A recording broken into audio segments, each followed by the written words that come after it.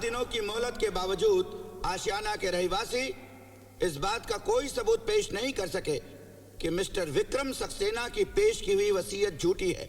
लिहाजा इसी वसीयत को सच मानते हुए अदालत आशियाना के तमाम लोगों की अपील खारिज करती है और उन्हें वहां से निकल जाने का हुक्म सुनाती है। साथ ही विक्रम सक्सेना को यह अधिकार देती है कि वो बैंक का कर्ज अदा करने के लिए जो चाहे कदम उठा सकते हैं। योर ऑनर, इस केस के हालात को नजर में रखते हुए मेरे क्लाइंट अदालत से एक ही दरख्वास्त करते हैं कि आश्रम तोड़ने की पूरी कार्यवाही पुलिस और जज साहब की निगरानी में हो। Permission granted.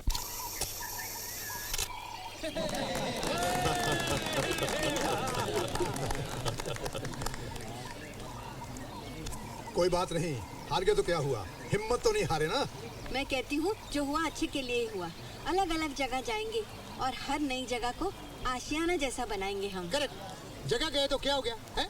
अपना स्पिरिट तो नहीं गया ना। हाँ ठीक कहा आपने। चलो चित्रा, सामान रखना शुरू करें।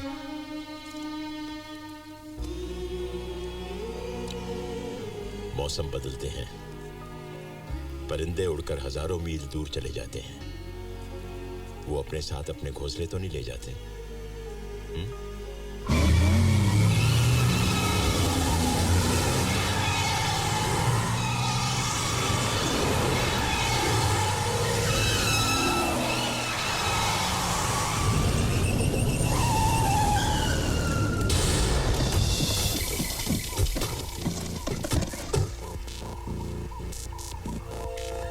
आशियाने के रहने वालों की चेतावनी दी जाती है कि आधे घंटे के अंदर वो अपना सारा सामान लेकर बिल्डिंग से बाहर आ जाए।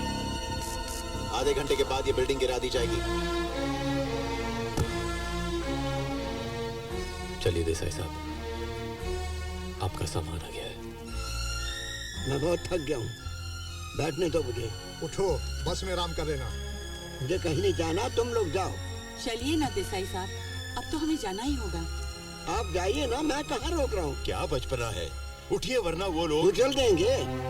कुचलने दो, कम से कम इस लाश को दफन करने के लिए जगह तो नहीं ढूंढने पड़ेगी। क्या बेसर पैर की बातें कर रहे हो? चलो उठो।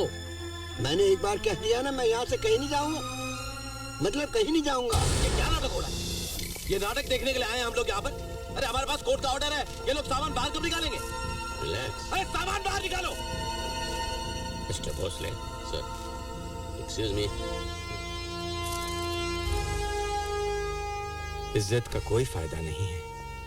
आप क्यों अपनी जान के दुश्मन बने हैं? मैं कहाँ जान का दुश्मन बना हूँ, ये जान ही मेरी दुश्मन बनी है। मुक्ति दिलाओ मुझे इस जिल्लत की जिंदगी से। देखिए, ऐसा करने से ये लोग अपने इरादे नहीं बदलेंगे। अरे भाई, मैं कहाँ रोक रहा हूँ किसी को। ले जाइए मेरे ऊपर से बुलडोजर। नई जगह जाकर मर जाने से तो यही मर जाना अच्छा है। बहुत हो गया, कभी इस घर से निकलो, कभी उस घर से निकलो। बार बार जगह बदलने की हिम्मत नहीं है मुझे। थक गया हूं मैं। अब मुझे यहाँ से कोई नहीं निकाल सकता।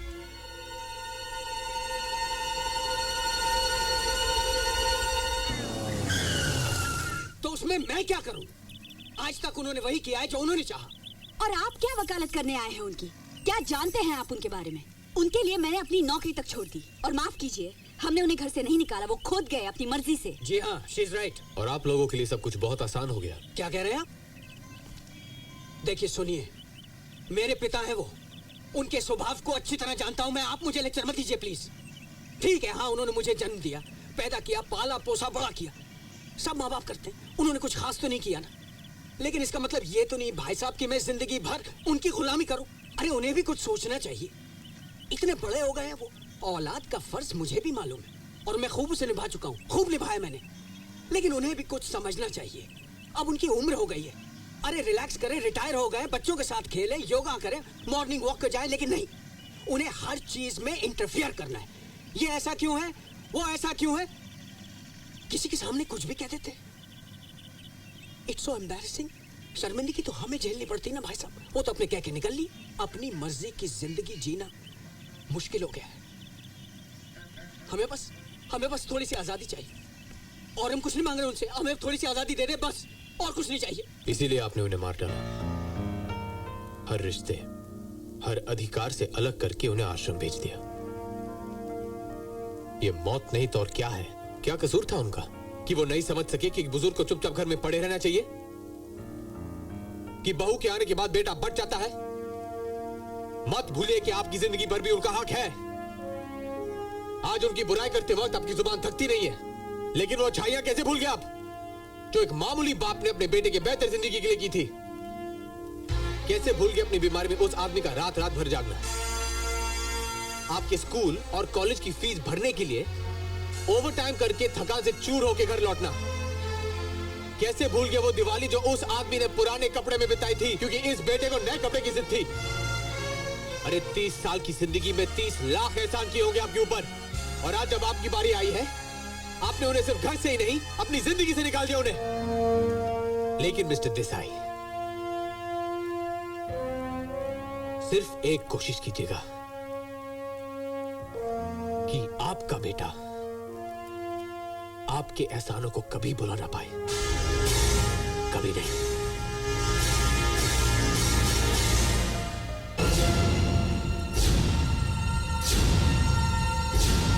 बाबूजी!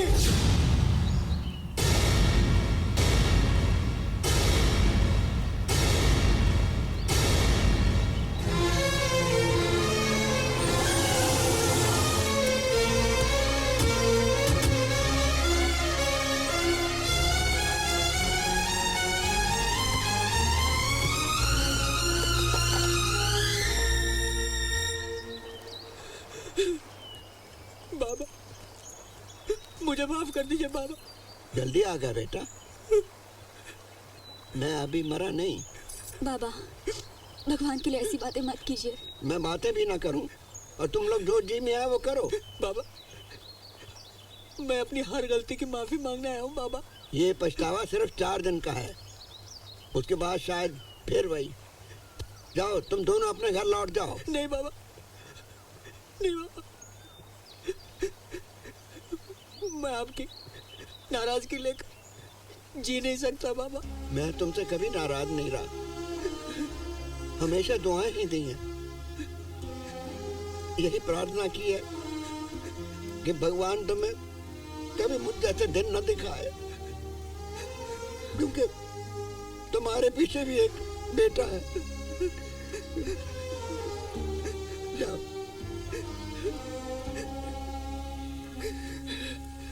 आप कितना लकी है देसाई साहब, देखो आपका लड़का आपको घर वापस ले जाने के लिए आया है। मत बहलाओ मुझे, अब मेरे लिए कोई रास्ता मेरे घर की तरफ नहीं जाता।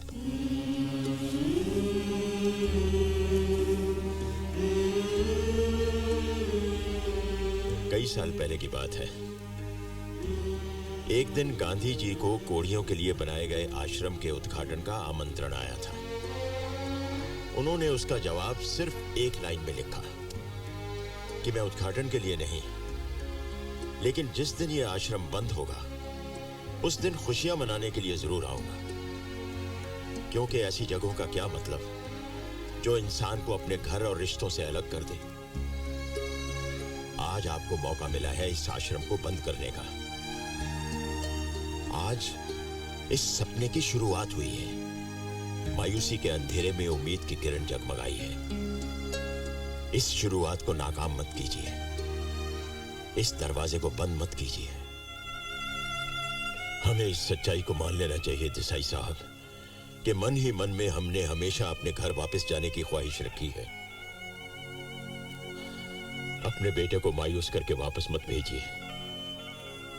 आपने आज तक उसे कई बार मुआफ किया होगा, लेकिन आज आप उसे हमारी खातिर माफ कर दीजिए, क्योंकि जब आप चले जाएंगे तो हम इस बात को याद करेंगे कि एक बेटा अपने बाप को वापस ले जाने के लिए आया, और जिएंगे इस उम्मीद पर कि एक दिन हमारे बच्चे भी आएंगे हमें घर वापस ले जाने के लिए।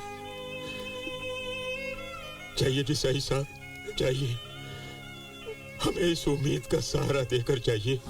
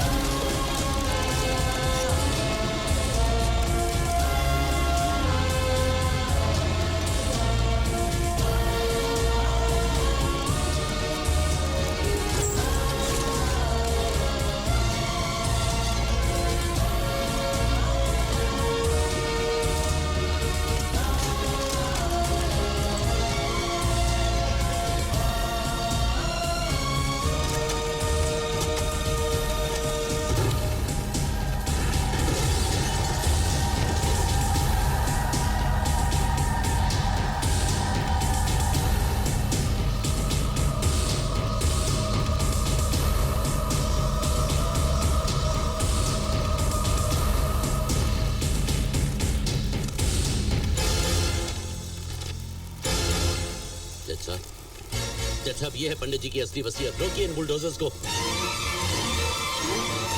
अरे ये असली विल कहाँ से हो सकती है? असली विल तो मैंने पंडित साहब की तस्वीर के पीछे छुपा के रखी थी। क्या? हाँ। अरे हाँ?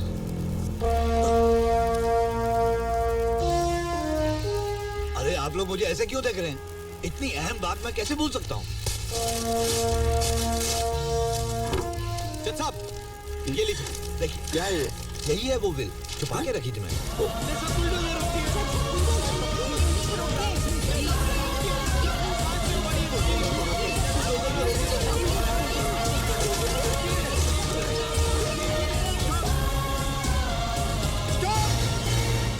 विक्रम सक्सेना ने जाली वसीयत बनाकर आशियाना वृद्धाश्रम को बेचने की कोशिश की और अदालत को भी गुमराह किया। इस गुनाह में अरोड़ा बिल्डर उनके साथ के साझेदार हैं। चीटिंग और फ्रॉड के गुनाह में इन दोनों को गिरफ्तार करके इन पर मुकदमा चलाने का हुक्म दिया जाता है और साथ ही ये निर्देश दिया जाता है कि आशियाना को पहुंचाए नुकसान का हर्जाना भी इन्हीं से वसूल किया जाए। असली वसीयत के मुताबिक आशियाना वृद्धाश्रम पंडित ट्रस्ट की जागीर है, जिसे अपने स्वार्थ के लिए न कोई बेच सकता है न उसे तोड़ सकता है। उस जगह पर आशियाना वृद्धाश्रम ही हमेशा रहेगा।